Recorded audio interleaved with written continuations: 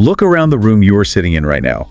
I mean, just take a deliberate mental inventory of the physical objects within your arm's reach. Right, just pick anything. Exactly, like the hardened glass and rare earth metals in the screen you are staring at. Or, the woven cotton fibers in the shirt on your back. Yeah, or the refined lithium paste sealed inside your phone battery. Or just the roasted coffee beans in the mug on your desk. Almost every single physical atom in your immediate vicinity has participated in this invisible, highly fragile, and astronomically complex global relay race. It is wild when you actually think about it. It really is. I mean, before an object reaches your hands, it has likely been mined out of the earth in one hemisphere, chemically refined in a second, manufactured into a component in a third, and finally assembled in a fourth. Right, and it has crossed brutal oceans, sat in massive concrete staging yards, and been loaded onto, diesel-burning heavy-duty trucks. And passed through the hands of dozens of customs agents, crane operators, and freight brokers. And here is the truly shocking metric. Are you ready for this? Let's hear it. Right now, as we speak, an $800 billion tax is extracted from the global economy by a class of human middlemen. Wow. $800 billion. Yeah. And their entire economic function is simply moving information from one inbox to another. Just shuffling emails. Exactly. But we are standing at the absolute edge of a structural cliff.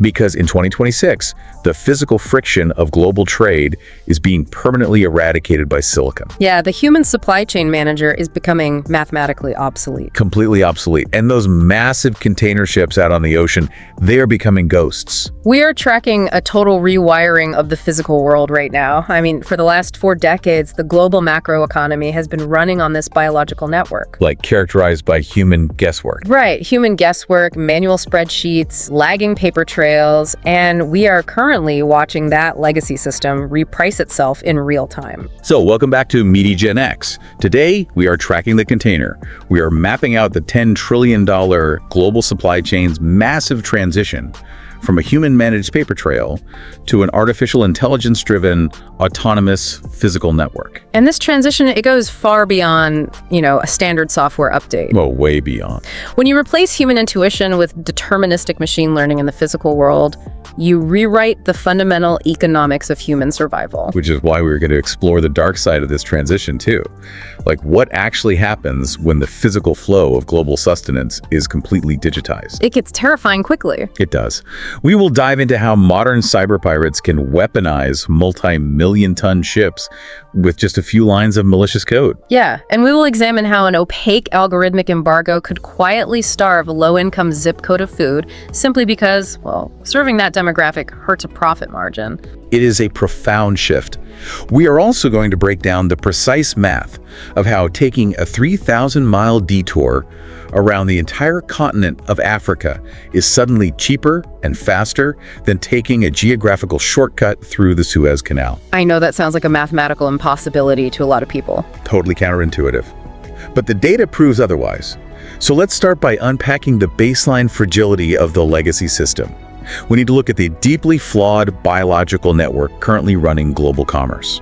To understand the baseline, you really have to look at the fundamental philosophy that has governed global trade since the 1970s. Right, the Toyota model. Exactly, a concept pioneered by the Toyota production system called just-in-time logistics.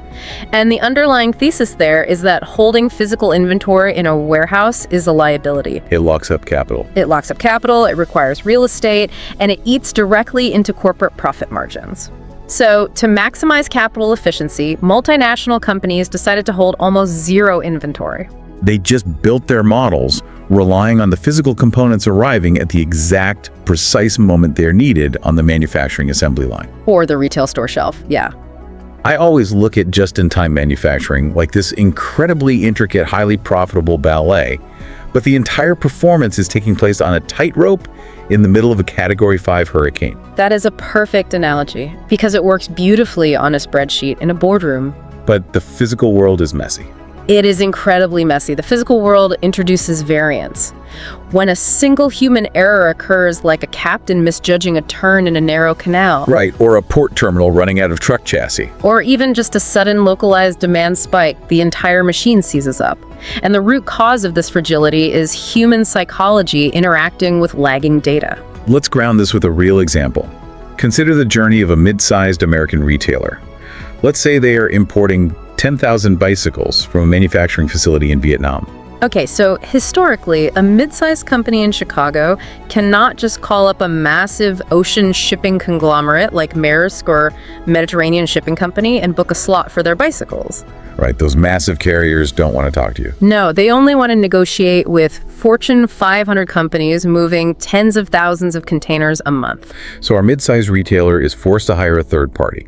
They have to hire a freight broker. And the freight broker operates as a mandatory toll booth. They act like a specialized travel agent for heavy cargo. And their entire business model and their profit margin is built upon exploiting information asymmetry. Precisely. The broker has access to the opaque market rates, they have the relationships with the shipping lines, and the retail client is essentially operating blind. So the broker extracts a massive margin to manage this highly complex, multivariable physics problem. And they manage it using rudimentary tools like emails, phone calls, static spreadsheets. Which is insane. We have a human middleman coordinating chaos. This is where the system fundamentally breaks down, leading to a phenomenon known in supply chain economics as the bullwhip effect. Yeah, the bullwhip effect. I'm going to spend a moment on the bullwhip effect because it explains so much about global inflation. It really does. The bullwhip effect is the catastrophic macroeconomic consequence of human emotion mixed with delayed telemetry. So let's go back to our case study of the bicycle retailer. Imagine it is March. The retailer sees a sudden, unexpected 10% spike in consumer demand for bicycles. The human supply chain manager sitting in an office in Chicago looks at that 10% demand spike on their dashboard. And they factor in that ocean transit from Vietnam takes roughly 45 days. Plus, they read a news article about port congestion in Los Angeles that might add another 20 days of latency. So they start doing the mental math, factoring in the worst-case scenarios, and human biology takes over. They experience fear. Exactly. Fear of empty shelves is the primary driver of supply chain mismanagement. Right, because a retail manager whose shelves go empty gets fired.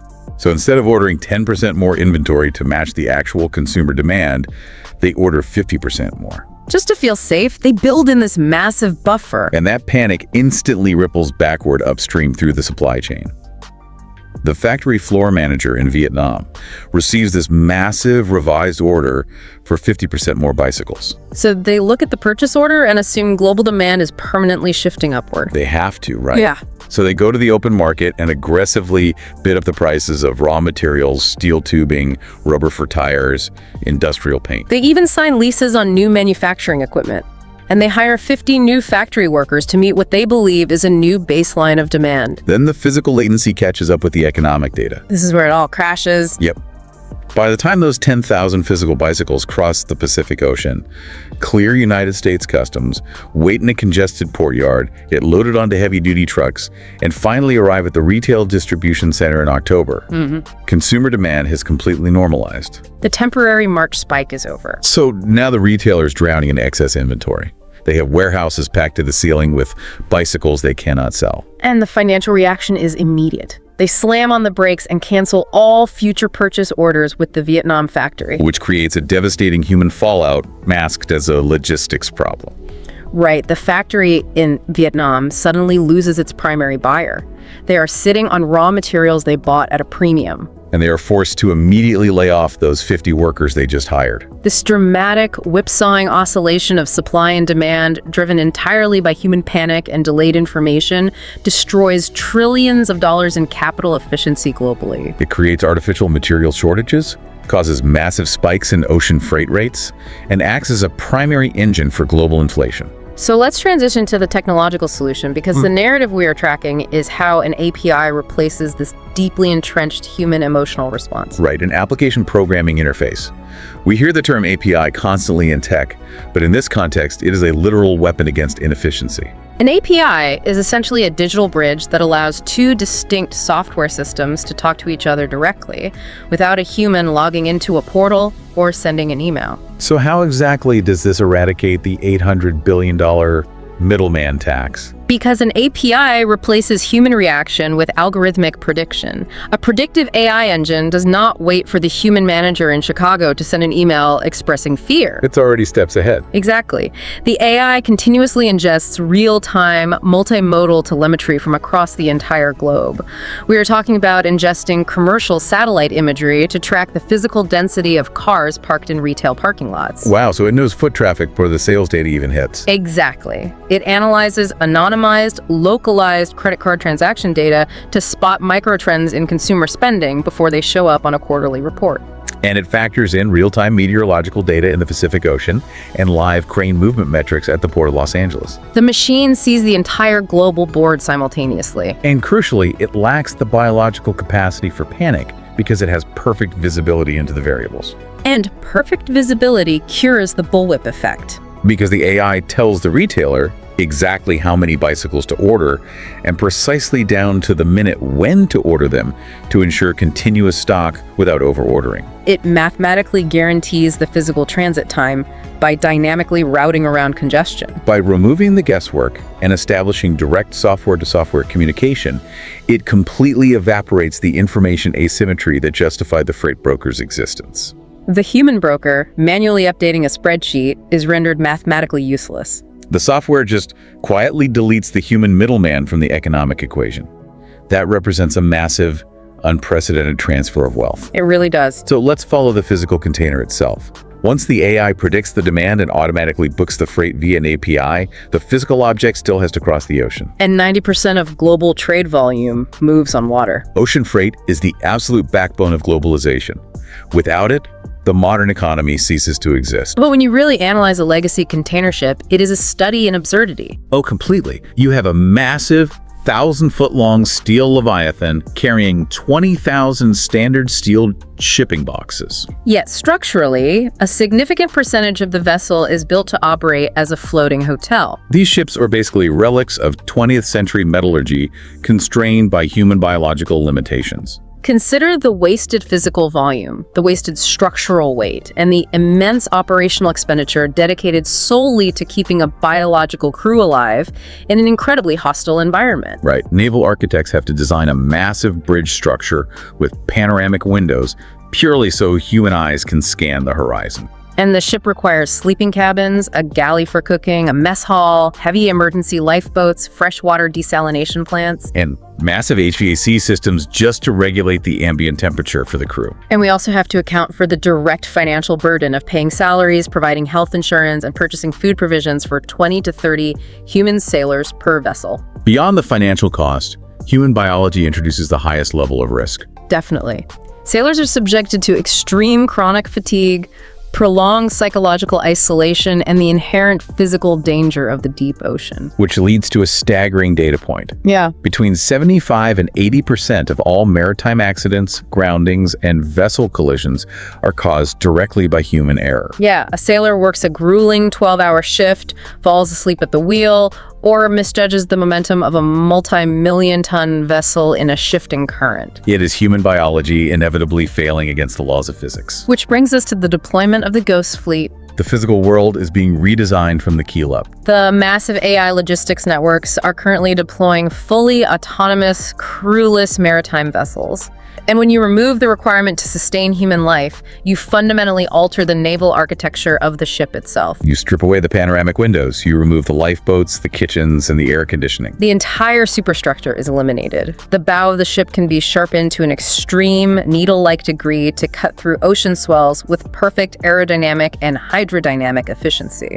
And the cargo capacity is drastically maximized because the internal space that historically housed the crew quarters in life support systems is now packed with additional revenue-generating containers. The vessel becomes a pure, unadulterated mathematical engine designed for one singular purpose: moving mass across water. The physical hardware evolution is incredible, but the software driving it, the AI captain, is where the real revolution lies. Right, because a human captain relies on their past experience, static maritime routing charts, and visual observation to navigate from point A to point B. But the AI captain operates on an entirely different plane of physics. The AI captain utilizes continuous computational fluid dynamics, or CFD. To understand CFD, you really have to realize that water resistance against a ship's hull scales with the cube of the vessel's velocity. Exactly, so a ship traveling at 20 knots burns exponentially more fuel than a ship traveling at 15 knots. And the AI takes real-time satellite oceanographic data mapping every surface current,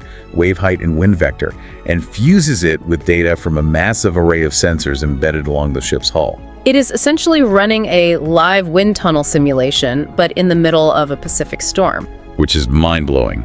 The AI continually adjusts the ship's speed, its heading, and the specific distribution of water weight in its internal ballast tanks, updating millisecond by millisecond. It calculates exactly how to minimize hydrodynamic drag against the steel hull. So instead of fighting the ocean, it intentionally rides the crests of ocean swells and makes micro-maneuvers to avoid the troughs. It never draws a straight, static line on a map. Right. It generates a dynamically curving, continuously updating trajectory that exploits favorable deep ocean currents to slingshot the vessel forward. We call that algorithmic hydrodynamics. So let's tie this back to the money angle, because this is huge. What does this level of algorithmic perfection actually yield in terms of hard financial savings for a shipping conglomerate? This continuous micro-optimization yields a 20 to 30% reduction in total fuel consumption per voyage. 30%.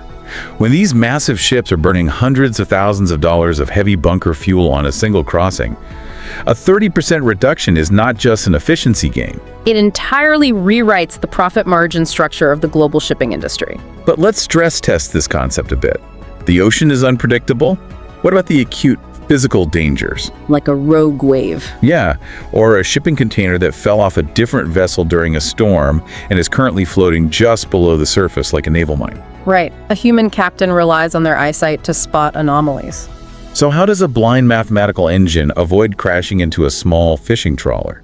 Well, the machine is anything but blind. It perceives the physical environment with a level of fidelity that human biology simply cannot match. Because the machine never experiences eye strain. Exactly. It never loses focus after staring at a dark horizon for 8 hours. To navigate, the AI utilizes a fused array of LiDAR and synthetic aperture radar, or SAR. Let's break down SAR because it is critical here. Human eyes and standard optical cameras rely on ambient light bouncing off an object. And if there is dense fog, the water vapor blocks the light and humans are blind. But synthetic aperture radar doesn't rely on ambient light. It generates its own electromagnetic pulses in the microwave spectrum. And those microwave pulses pass straight through dense fog, rain, and total darkness without any degradation. The pulses hit physical objects like a rogue container bobbing in the waves and bounce back to the ship's receiver. By analyzing that backscatter, the AI builds a perfect, high-resolution, three-dimensional topographic map of the ocean surface for miles in every direction. It can identify a hazard with superhuman precision and adjust its heading long before a human captain would have even reached for their binoculars. The system is mathematically infallible compared to a tired human relying on biological eyesight. And the global financial markets have already priced in this reality. The maritime insurance premiums for these ghost fleet vessels have plummeted to near zero. Actuaries know that an algorithm does not fall asleep at the wheel and run a multi-million-dollar asset aground on a coral reef. The risk profile is fundamentally altered. But here's where the physical reality of the legacy system bites back. We have this hyper-efficient, unsleeping ghost ship slicing through the ocean, exploiting currents, and saving millions in fuel. But a ship that never sleeps is completely useless if it hits a brick wall the moment it arrives at the coastline. Right, the port terminal bottleneck. It is the location where supply chain velocity goes to die. Think back to the vivid imagery from a few years ago. Dozens of massive container ships anchored 5 miles off the coast of Los Angeles, just sitting idle for 2 weeks. Burning fuel, completely stationary, waiting for a parking spot. We have to examine why that happens mechanically. It happens because the physical act of unloading a vessel of that scale is severely limited by the human cognitive capacity to manage complexity. A modern port is a chaotic, dangerous intersection of massive ship-to-shore cranes, thousands of independent truck drivers, rail networks, and a very large, highly unionized labor force. And when a container is lifted off a ship, it cannot just be dropped anywhere. It has to be placed into a massive concrete staging area. This process is called yard stacking. Yard stacking is often compared to a game of Tetris, but I actually think a better analogy is computer memory management. Oh, that's a good way to look at it. Imagine a port yard like the RAM and the hard drive on your computer motherboard. The human planners have 50,000 containers sitting in a yard. And they have to decide where to store the data, the physical container, so it can be retrieved efficiently. And human planners attempt to manage this data retrieval using radio chatter, whiteboards, and static spreadsheets. The cognitive load is just impossible. Imagine a human yard planner decides to stack 6 massive steel containers on top of each other to save space. Okay. At the very bottom of that stack is a container destined for a truck heading to Chicago that is arriving today. And on the top of the stack is a container destined for a local warehouse that isn't being picked up until next week. Exactly. In computer terms, that is a severe cache miss. When the Chicago truck arrives at the gate, the entire system freezes. The crane operator has to physically pick up and move 5 massive steel boxes just to access the one at the bottom. In logistics terminology, this is called rehandling. And rehandling wastes immense amounts of electrical energy, diesel fuel, and time. It creates a cascading system failure. Because the massive yard crane is busy digging out one specific box, the trucks begin to back up at the entry gates. Very quickly, you have independent truckers sitting in their cabs, idling their engines, waiting in line for 8 hours just to pick up a single container. The entire port ecosystem freezes. Which brings us to the deployment of the Algorithmic Port. If the autonomous ghost ship is the brawn of this new network, the Algorithmic Port is the centralized brain on the shore. The core technology enabling the Algorithmic Port is reinforcement learning. In a fully automated terminal, there are no human crane operators sitting in cabs hundreds of feet in the air. There are no human truck drivers moving boxes around the concrete yard. The massive ship-to-shore cranes and the automated guided vehicles, the AGVs navigating via magnetic transponders embedded in the concrete, are entirely autonomous. They are all orchestrated by a single centralized AI brain that treats the entire port facility as one unified dynamic math problem. Let's break down how reinforcement learning trains this brain. It isn't programmed with static rules, it learns by simulation. Developers create a digital replica of the port and run millions of simulated days. Every time the AI makes a decision that results in a container being rehandled, it receives a negative mathematical penalty. And every time a truck enters and leaves the port in under 15 minutes, the AI receives a positive reward. Over tens of millions of iterations, the AI discovers stacking patterns and operational cadences that human minds just cannot comprehend. And the execution of the physical world is flawless.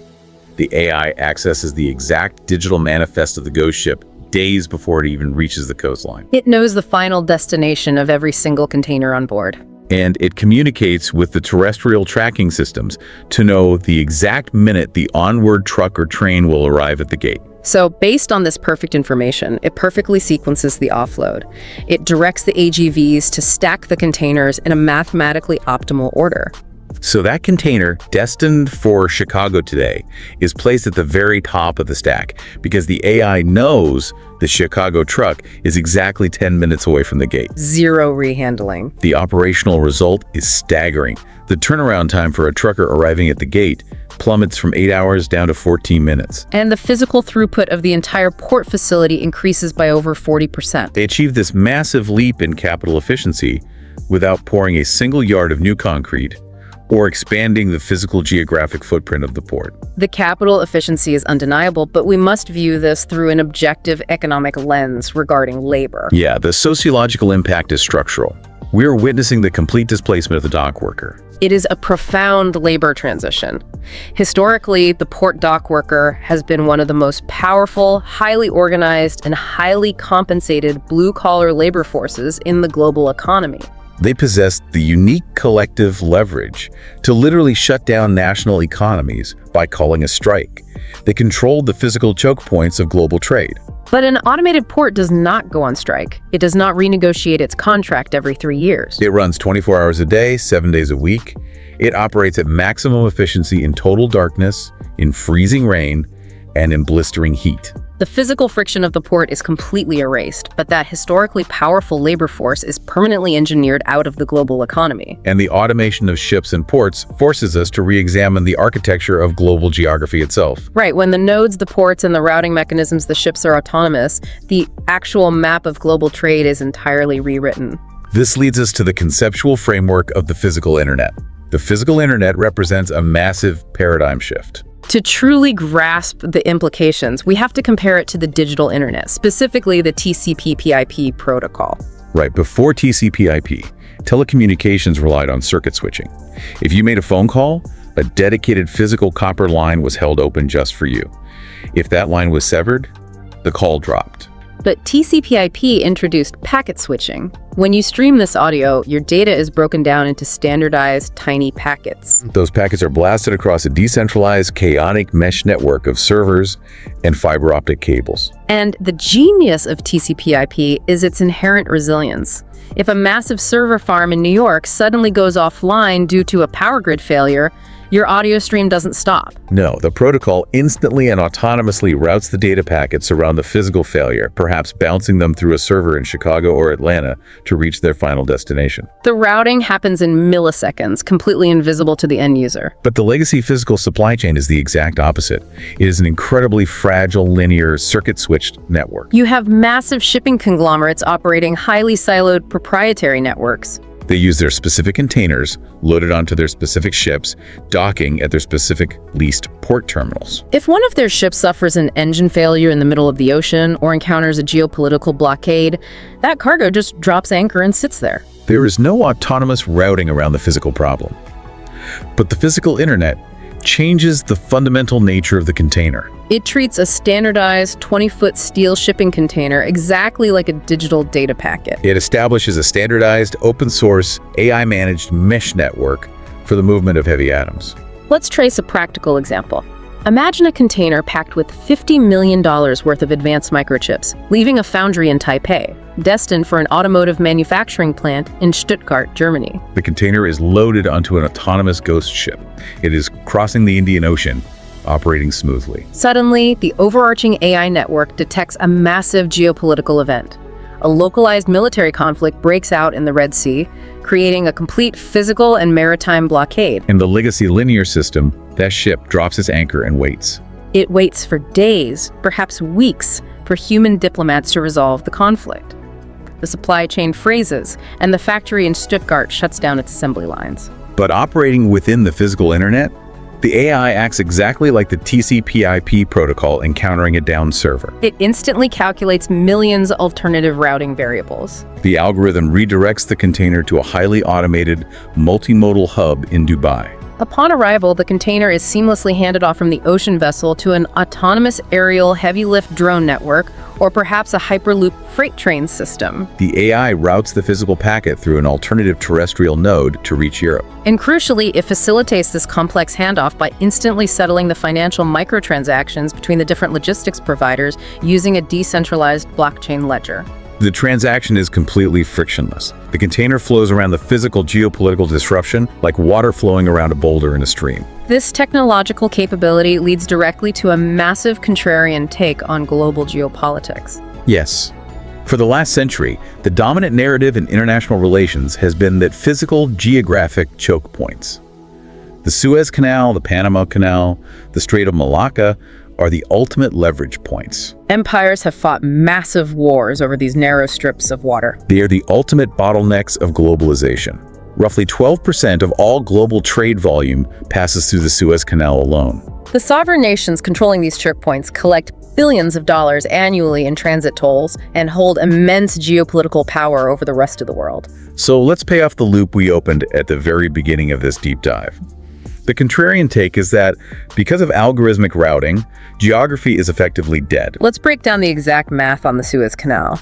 If the central authority operating the Suez decides to leverage their monopoly and raise their transit tolls by 20%, what is the outcome?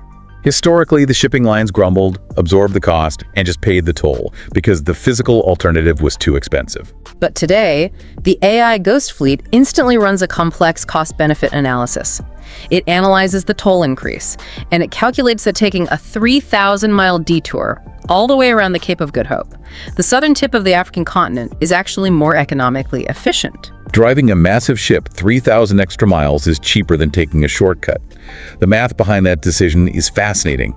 How does the AI justify the fuel and time costs of that detour? The entire operational equation has fundamentally changed. An autonomous ghost ship does not have to pay human wages for those extra weeks at sea. It does not have to purchase daily food and water provisions. It entirely eliminates the exorbitant daily insurance premiums associated with preserving human life in rough waters. And most importantly, it completely bypasses the massive multi-$100,000 canal toll itself. Furthermore, the AI captain executes perfect algorithmic hydrodynamics, exploiting the powerful naturally occurring South Atlantic Ocean currents to physically slingshot the vessel northward. So when you combine zero crew overhead, zero canal tolls, and AI-optimized fuel efficiency, the 3,000-mile-long way wins the mathematical equation. The geographic monopoly held by the host nation simply evaporates because a decentralized algorithm optimized the long way around. And this routing revolution does not stop with the African continent.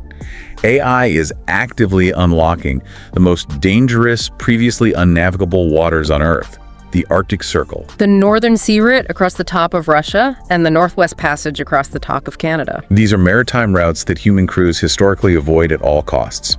The waters are choked with shifting razor-sharp ice flows, blinded by perpetual freezing fog, and battered by unpredictable, violent atmospheric storms. No sane human captain wants to risk the lives of their crew or a multi-million-dollar asset in those conditions. The risk profile is just too high. But an algorithm does not feel fear. It does not suffer from cold stress. A nice-class autonomous vessel, equipped with a reinforced hull and that synthetic aperture radar we discussed earlier, can see perfectly through the dense fog. It tracks the real-time drifting of the ice flows and calculates safe navigational channels dynamically. By successfully utilizing the Arctic, the AI cuts the total transit time between manufacturing hubs in Asia and consumer markets in Europe by an astonishing 40%. 40% faster.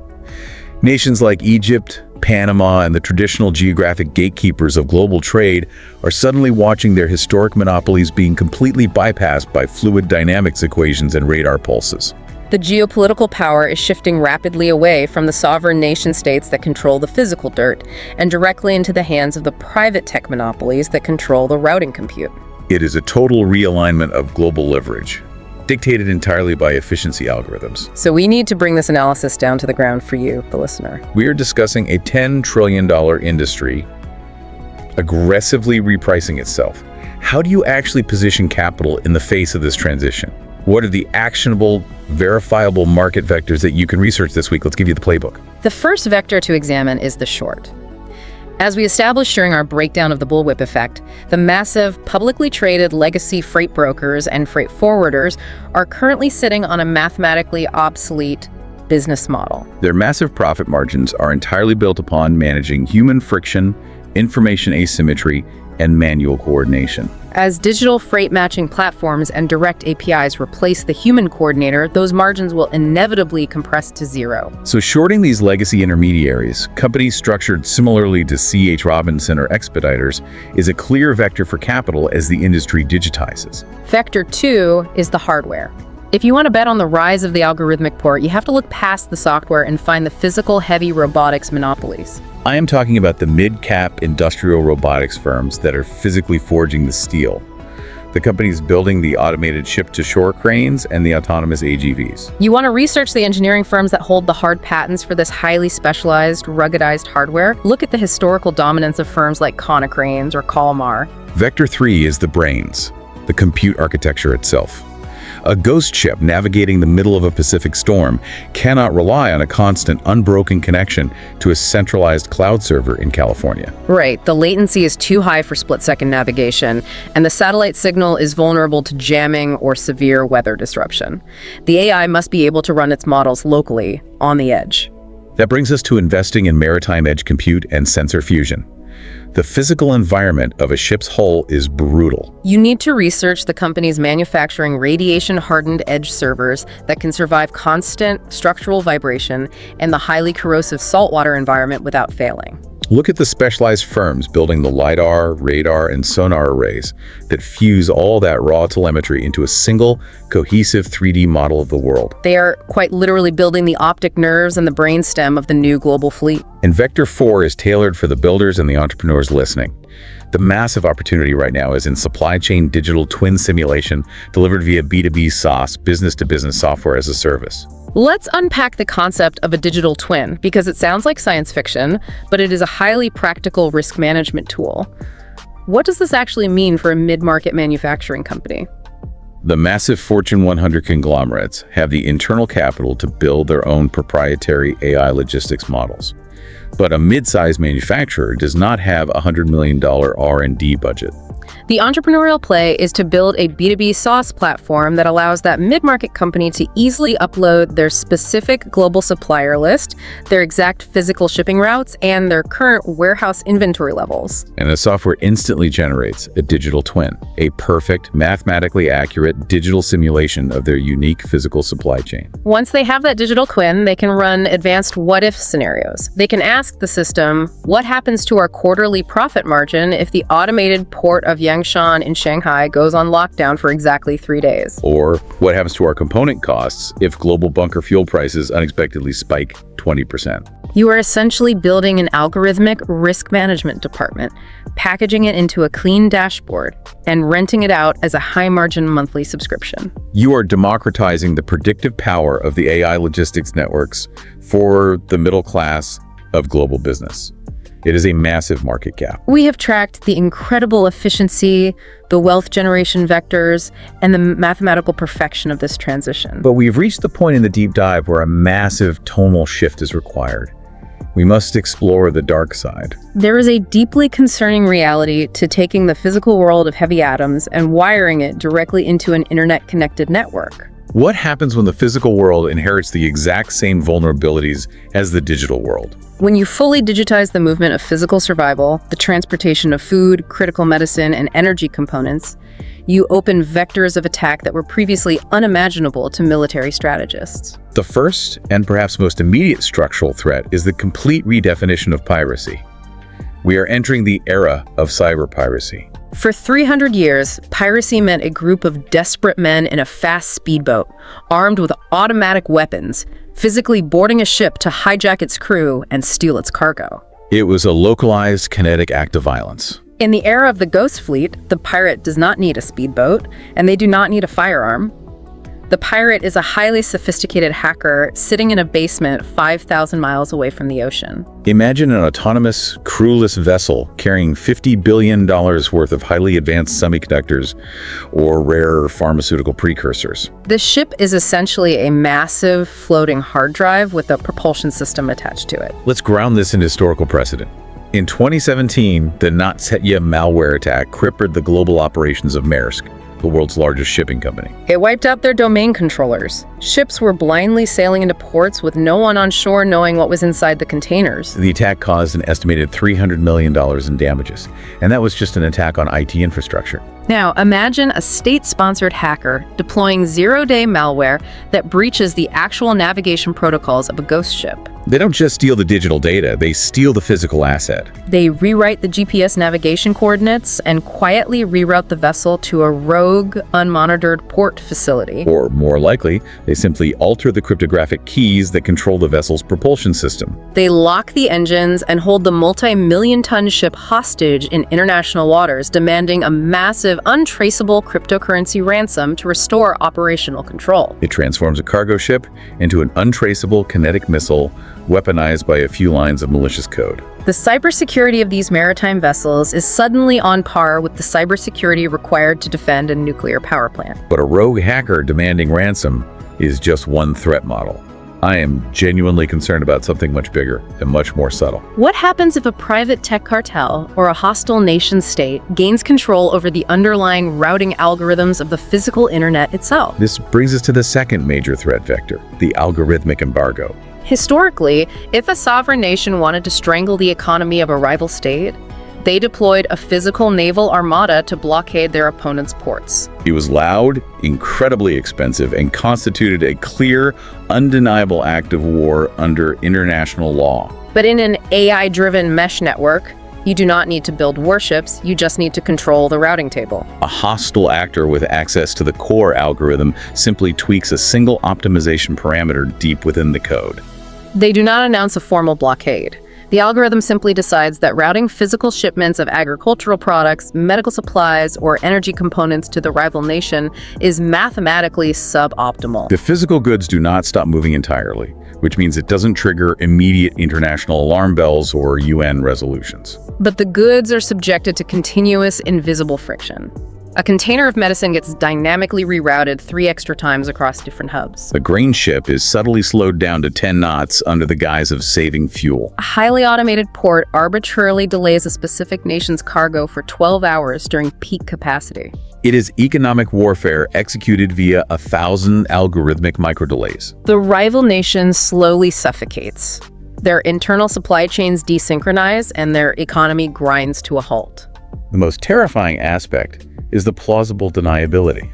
When international observers look at the global logistics dashboard provided by the network operators, the dashboard displays that the network is operating at 99.9% overall efficiency. It is completely opaque, deniable warfare executed through latency. When we extrapolate this out and look at the 10-year outlook, what truly keeps me up at night is applying that exact same algorithmic logic inward, applying it domestically within a single country's borders. We're looking at the threat of algorithmic redlining or the structural throttling of the poor. If the entire domestic physical supply chain is governed purely by a centralized AI, optimizing relentlessly for maximum corporate profit and route efficiency, human geography becomes just another variable in a cold fluid dynamics equation. Let's trace how that plays out. Imagine the AI is tasked with analyzing the delivery routes for fresh, refrigerated produce. It looks at a low-income urban zip code.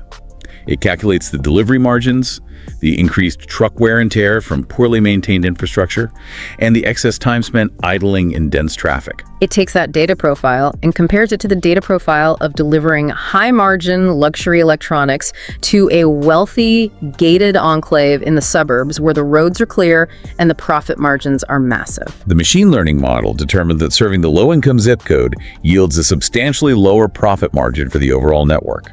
Therefore, without any human executive ever explicitly holding a meeting or making a malicious policy decision, the AI subtly throttles the physical supply chain to that poorer demographic. Delivery slots are deprioritized. Fresh food arrives closer to its expiration date because it was held back in favor of more profitable cargo.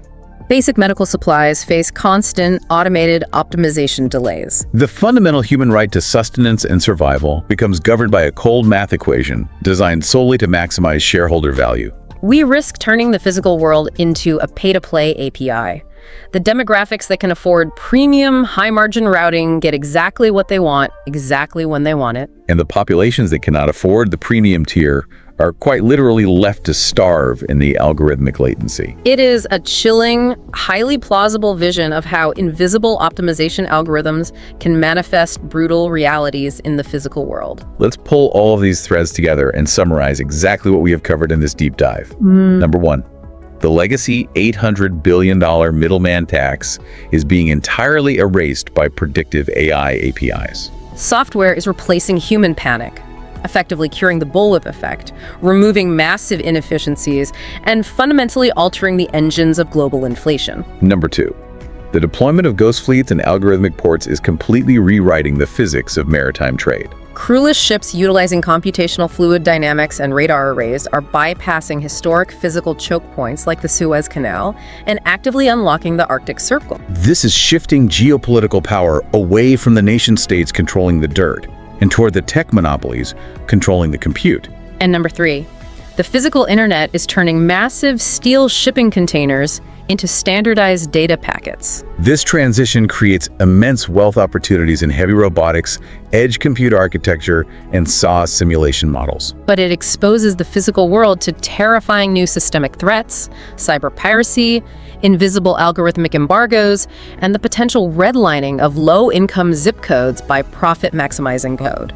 The entire underlying operating system of physical reality is being upgraded to a new version, and society is just beginning to wake up to the structural consequences. Which leaves us with one incredibly polarizing question for you, the listener, to analyze on your own. Think about the implications carefully. If an AI logistics network can autonomously route a physical container of critical medicine around the entire globe without a single human hand ever touching it or verifying its path, should a private tech monopoly be allowed to maintain complete control over the physical flow of food and survival to entire nations? Or must the physical internet be heavily regulated by sovereign governments as a public utility, exactly like the electrical grid or the municipal water supply? The answer to that question will likely define the geopolitical landscape of the next century. I want you to mull that over.